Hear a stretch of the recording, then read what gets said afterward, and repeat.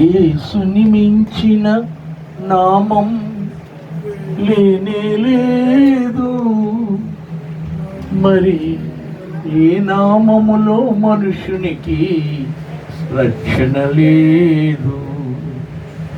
యేసుని మించిన నామం లేనే లేదు. మరి ఏ నామములో మనుషునికి రక్షణ లేదు. అపోస్తుల కార్యం 4వ అధ్యాయం 12వ వచనం చెప్పుచున్న సత్యం. అపోస్తుల కార్యం 4వ అధ్యాయం 12వ వచనం చెప్పుచున్న సత్యం. యేసు నామం పవిత్ర నామం. యేసు నామం పూజించిన యేసు నామం పవిత్ర నామం. యేసు నామం పూజించిన నామం.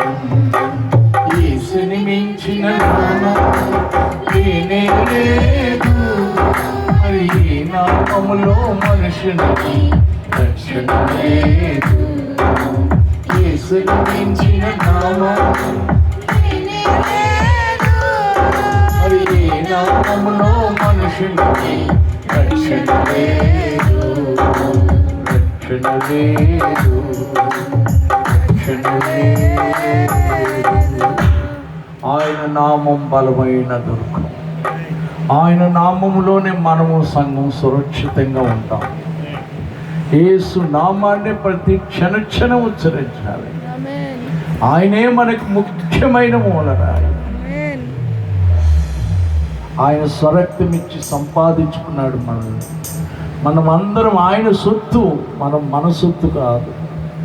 యేసునే మనం ఎప్పుడు మహింపరుస్తూ ఉండాలి. వాక్యాన్ని స్వీకరించిన వారు ఒక్కసారి